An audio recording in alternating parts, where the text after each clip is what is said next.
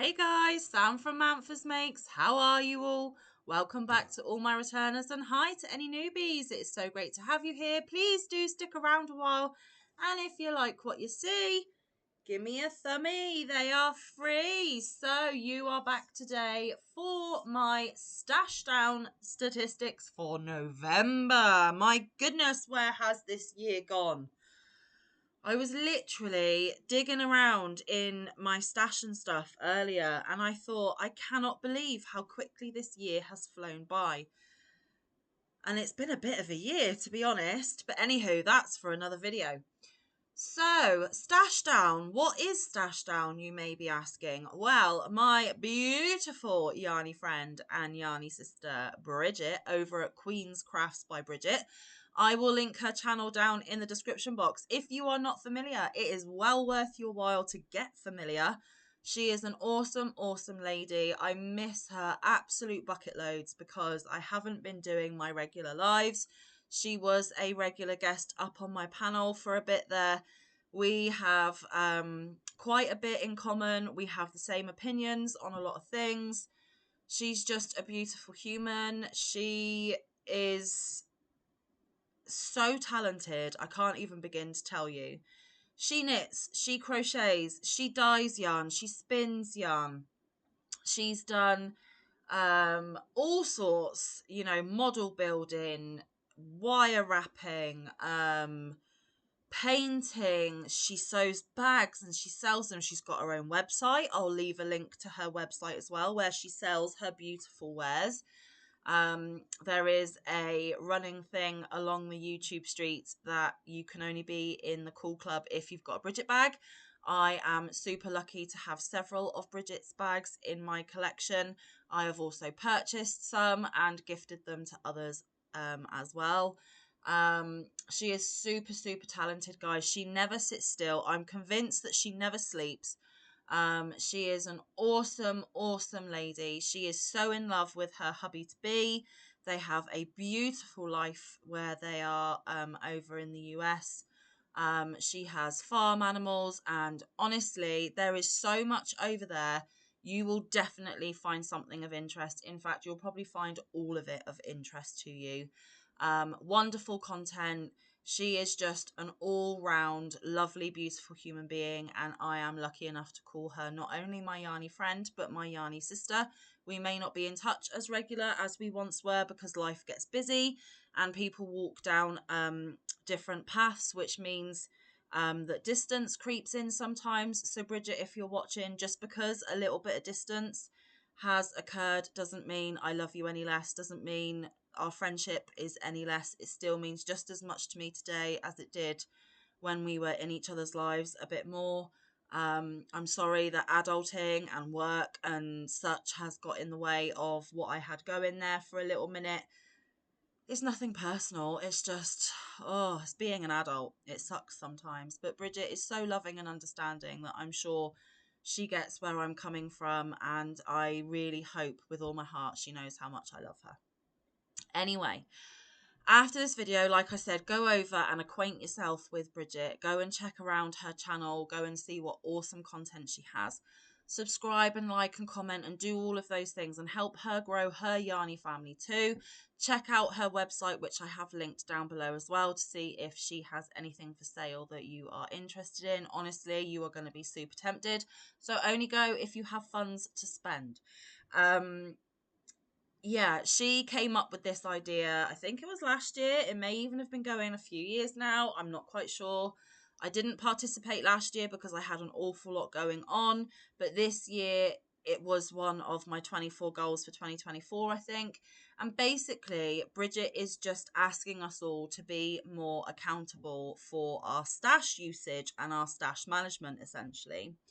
She is not telling you that you can't buy new yarn. She is not telling you that you have to go on any sort of yarn diet or anything like that. All she is doing is she is encouraging you to use some of your beautiful yarns that you may have had in stash for a while. Now, for the yarns to count for this stash down, they had to have been in your stash before the year of 2024 started. So any projects that you have made with yarn prior or that came into your collection prior to 2024 can be included in these statistics. It isn't a competition. There are no prizes. It isn't to pit each other against each other. It is just a really lovely way of us all banding together and making ourselves a bit more knowledgeable of our stash, a bit more aware of what we've got in our stash, and choosing some of the older yarns sometimes to play with and make things out of. Just so that we can cycle through them a bit better, that we're not just tempted to use the brand new stuff every time the brand new stuff comes in.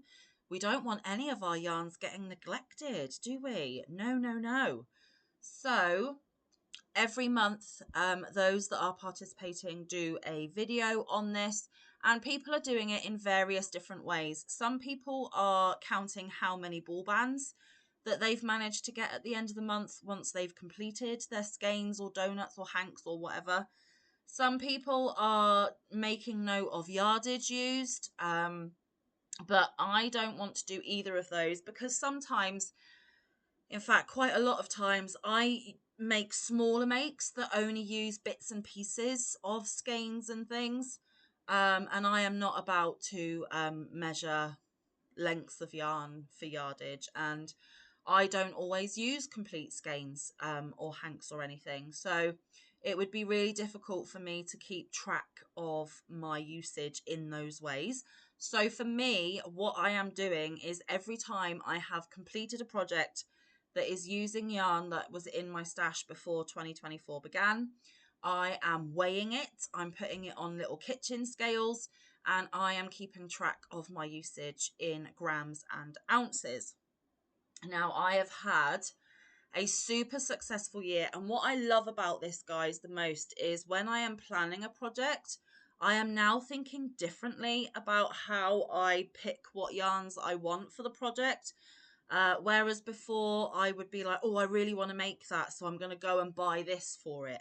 Now I am actively looking in my stash, looking for something that I may not have considered prior to doing stash down, and seeing if it would be suitable to make that project with that yarn and get it used and out of my stash and turned into beautiful things, because that is what all yarn deserves to be, guys.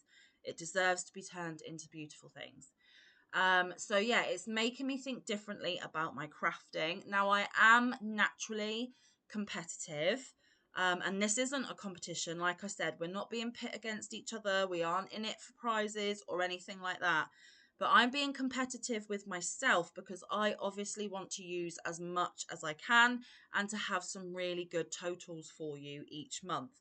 Now, the months have varied, obviously. Some months I use less, some months I use more.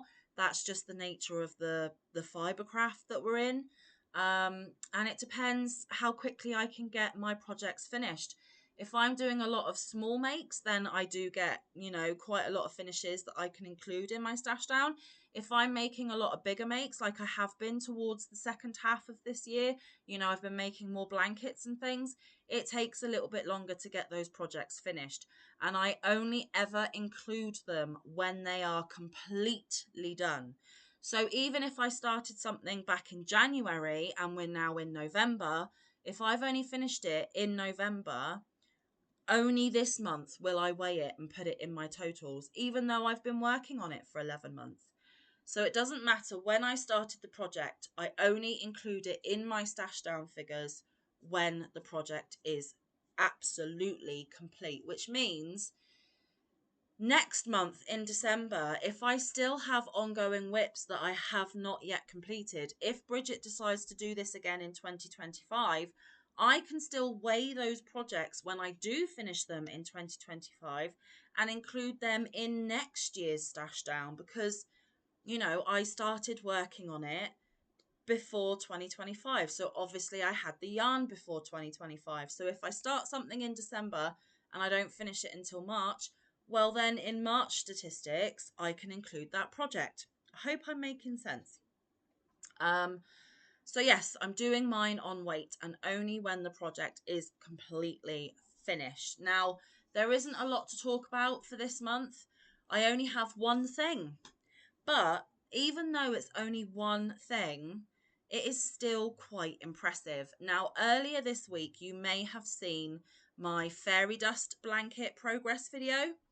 And I explained to you in that video that the white in that blanket, the white yarn used in that blanket, was all in my stash prior to 2024. So I can only include the white yarn usage from that in this month's statistics, because the colours that I was using were yarns that I bought this year, so I cannot include them. So that is literally all I've got to give you this month. But just the white yarn in that fairy dust blanket, guys, was 1,038 grams, or 36.6 ounces. That is a lot of white that I've put into one project. And that is a nice total considering it's only one project. So I am super pleased with that. I didn't even think it would be that much, guys. So yeah, I don't think that's too shabby at all. And I'm really happy with that, because in contrast, last month in October, I had 4 items to discuss. So I had a Boggy Creek blanket, I had the Magazine Makes wrap, I had my Impkin twins, and I had 44 pairs of charity hearts. That was 1,876 grams. And in just one blanket, 800 grams less than the previous ones from the previous month. So it really just depends how much you get used up. And like I said, it is awesome that I am cycling through the slightly older yarns, making way for the newer yarns that come into my stash, and making me feel like they're not just sat there gathering dust. Like I said, when I start planning a new project, I look at what I have before I buy new now. I mean, I still buy new. If I fall in love with something, I don't even have a project in mind for some of the yarn that I buy. I mean, we're all guilty of that, or a lot of us are at least. But I'm not deliberately going, I want to make that pattern, but I want to make it in this yarn that I don't have, so I need to go buy it. I'm going, it needs to be a 4-way. I need X amount of, have I got any 4-way in that amount that I need? Yes, right. Well, then I'm making it in that. Therefore, I am using what I have first. Now, I will buy yarn for projects still. I will buy yarn just because still. I will just make sure that I do not include them in my stash down until next year. But now that we're fast approaching the end of the year, basically anything that's in my stash by the 31st of December, all of it can be included in Stash Down 2025. So I'm going to love January. I'm literally going to be able to pick anything in my totes and on my shelves, because it will all count. It will all absolutely count. So Bridget, let me know. Are you planning on doing Stash Down in 2025? Because I'm really excited if you are. And I, for one, am definitely going to be joining in again. I'm loving what it's doing for me and my yarn stash. And it's making me think outside of the box for the things that I'm making. I'm sometimes choosing yarns that aren't really my color wheelhouse, aren't really like my favorite thicknesses of yarn to work with. It's really helping me evolve my crafting. So Bridget, thank you so much for this awesome idea. I am hoping and praying that you are going to do it next year. If you watch this, my love, please in your comment let me know that you are planning to do it next year or not. But I think even if you're not officially going to do it, I'm going to unofficially do it anyway, because I am loving this totally 100%. So guys, that is it. I told you there wasn't a lot to talk about, but it still counts. It's still 36 ounces or over 1,000 grams of yarn used. So it all totally counts. And don't forget, next month for Stash Down, it is not only going to be my statistics for December, but I am also going to give you my grand total for the year. And I am so excited to know what that is. Cannot wait to tot up the numbers. I really can't. So I'm going to be looking forward to doing that next month. And I'm obviously going to try and get a few more finishes before the end of the year as well, so that they can be included. Right, guys, I'm going to let you get going. Don't forget to go out and Don't forget to go over and check out Bridget. I would really appreciate it. Sharing the Yarny love and supporting all these wonderful people really does make me happy, and I am always going to encourage you to do that. It's the best thing you can do for us YouTubers or podcasters, whatever you want to call us, content creators. The best thing you can do is go over, watch some of our videos, give us those all important precious thummies, and leave us a wonderful comment. It doesn't even have to be anything other than emojis. Sometimes when I'm watching other people's videos, I can't leave a big long comment, but I always leave my pink sparkly heart, my flamingo, and my rainbow emoji. And if I know the content creator well, I will try and leave a heart in their favorite color as well. That's just how I do things. So, like I said, I'm going to get going. Thanks for joining me. Let me know down below, are you joining in? How much did you get through this month? I'm intrigued. And also, if you do join in and you do post videos, make sure you let Bridget know, because she will include it in her playlist for everybody that has ever done a video about Splashdown for this year. So if you want to see who else is joining in, maybe head over to Bridget's channel, find that playlist, and go and do a treasure hunt of who else is doing this. It might be a lot of fun. Right, guys, I will see you next time. But until then, stay safe, be kind, look after one another, get some good quality time in with your loved ones, and get some good quality crafting time in. I will see you in the next one or around the YouTube streets. Bye, guys. Love you loads.